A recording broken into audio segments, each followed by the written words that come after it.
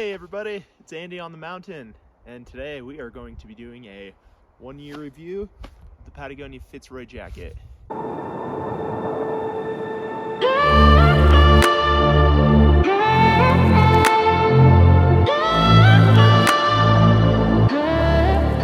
So first things first, if you guys are trying to find the specs and everything about this jacket, go ahead and go into the description below, click on that link and watch that video first, and then go ahead and watch the 1-year review video. So watch this video till the end and I will let you guys know if this jacket is worth $399.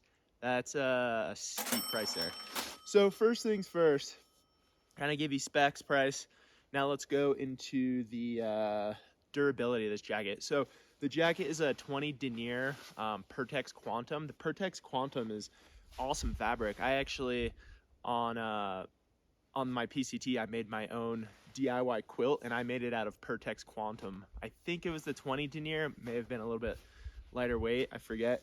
Anyways, the Pertex Quantum is 20 denier. So the denier is not super thick. It is not like, you know, it's not like a Carhartt jacket. This is, I do wish they would have maybe given it a like 60 or 70 denier fabric, because I just feel like this jacket feels kind of fragile wearing. But I, you know, for wearing it for over a year now, actually it's been about a year. I wore this thing all last winter, a lot of times throughout the summer, fall, spring. Anyways, I think this may have been the only patch I had to fix. I'm not sure what the back looks like, I don't remember. But yeah, so seems so far it feels like a lightweight fabric and it feels kind of fragile, but it's done the job so far. I haven't really gotten any serious rips in it. Also, one thing I'm noticing is a lot of times I will get the zipper stuck. So for example, down at the bottom here, I have a tiny little hole in one of the pockets because zipping up the jacket, it just got stuck with the fabric. And honestly, I have that issue with pretty much all puffy jackets. I don't know why. I even zip them up very slow so I don't try and, you know, catch that fabric. All right, so now let's go into another main component of having a down jacket, is the warmth of it. Is this jacket warm? So right now the temperature is reading 35 degrees and I am hot. I'm in the sun right now. There's no wind around right now because I'm being blocked by the trees, and I'm hot, so I have gloves on. Probably gonna take the gloves off. But also what I have on underneath this is another Patagonia, just real lightweight. I forget the name of this jacket. I'll put the name in the description below. Then I just have a cotton t-shirt on underneath. Pants, just a very lightweight pair of pants, no base layers on, and a pair of Blundstone boots on right now. So let's keep going into the warmth of this jacket. So I've worn this jacket in, I think the coldest I've worn it is negative, probably -8 or -10 degrees. And all I had on under this jacket was, again, this and a t-shirt, but I did have a pair of Mountain Hardwear insulated pants on, and I was wearing my Blundstone boots, and I was just kind of walking the dogs out for about an hour, and I stayed completely warm. I didn't really need any more insulation. Did have beanie gloves on, of course, but this jacket is warm. If you layer it properly, you are going to be toasty. So now, again, the pockets on this jacket, I really love how massive the freaking pockets are. Let me grab a couple items and show you guys. All right, so I loaded up the pockets with like typical items you would use, you know, belaying someone at the crag, or you're just kind of out backpacking in the wintertime, you're hanging out at camp.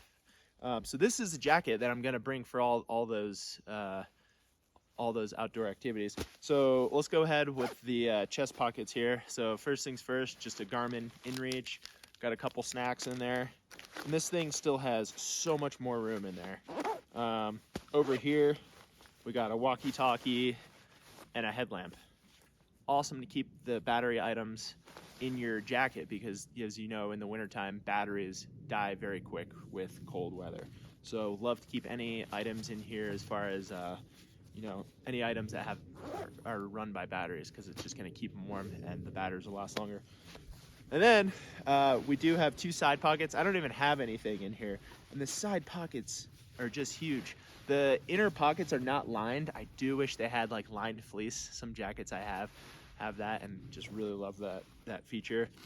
And then on the inside here, we have one of my favorite pockets. I mean, look how massive this pocket is. This is a freaking gear garage.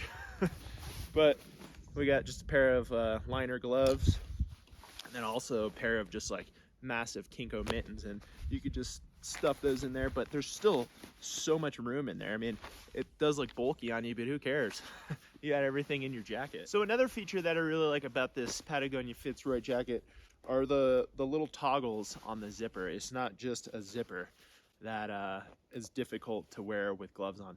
That's like my pet peeve. I mean, you can always add some cordage to your zippers, and honestly, I probably might add some cordage to these zippers, but I do like the color of them, so I just leave them on. But that's my pet peeve, not being able to grab a zipper with thick gloves on, especially those mittens there.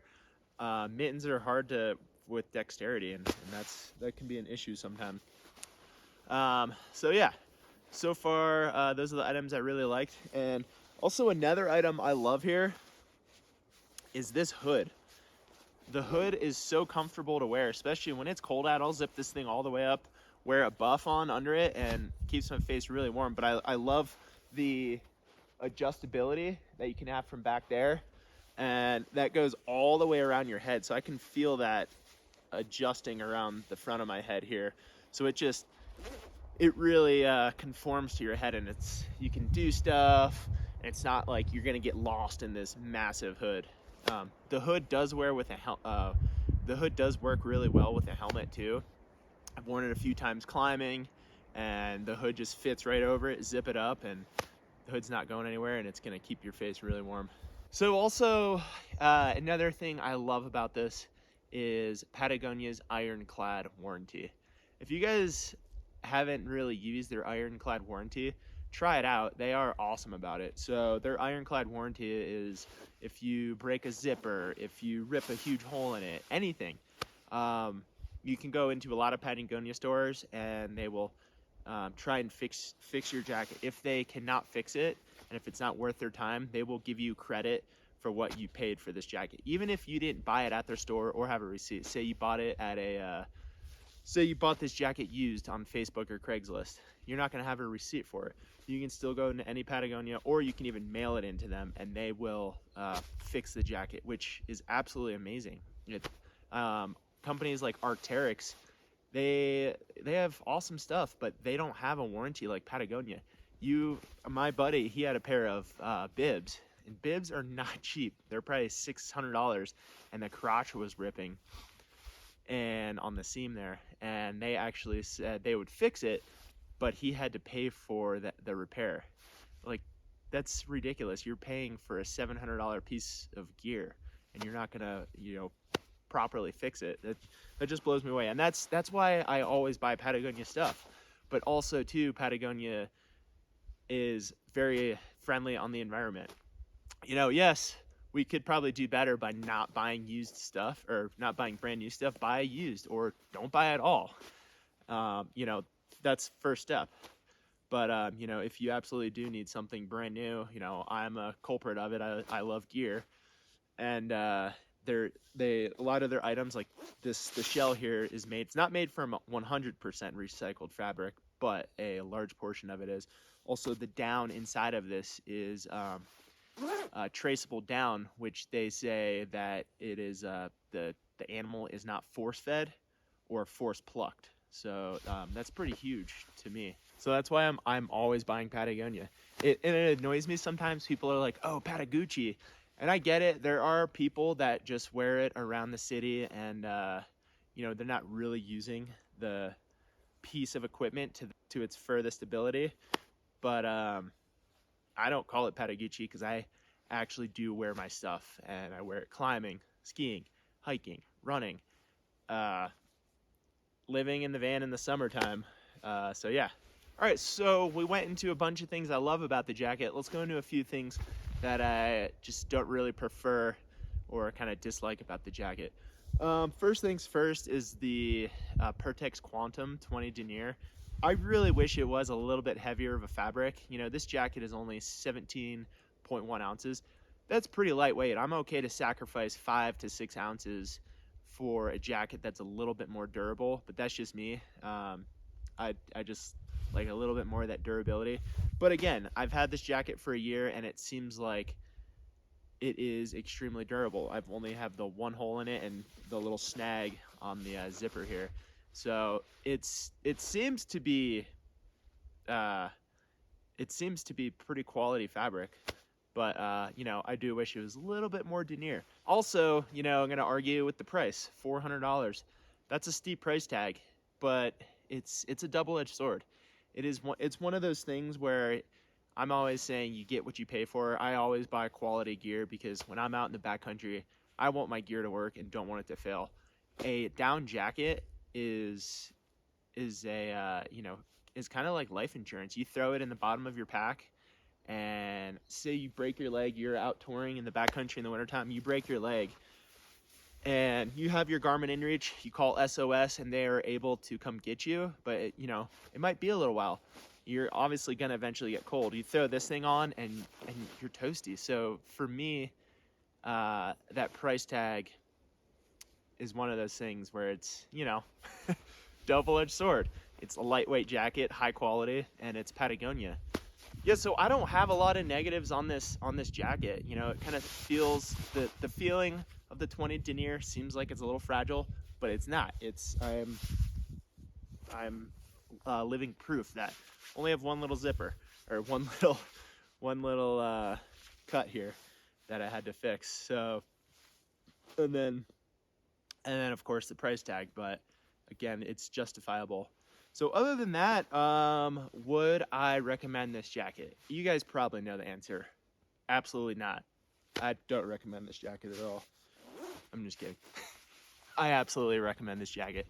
100%. If you are someone who's in cold places and you're in the outdoors often, I'd totally recommend this jacket. If you're somewhere where it doesn't get that cold, then this jacket's probably going to be a little too much overkill for you, and you could probably buy a jacket a little bit cheaper for about $200 to $300. But yes, I absolutely do recommend this jacket. So I'm gonna do another review, a 2-year review next January, and we'll kind of see where this jacket goes from there. So I hope you guys loved the video. Like, subscribe, and comment below. See you guys.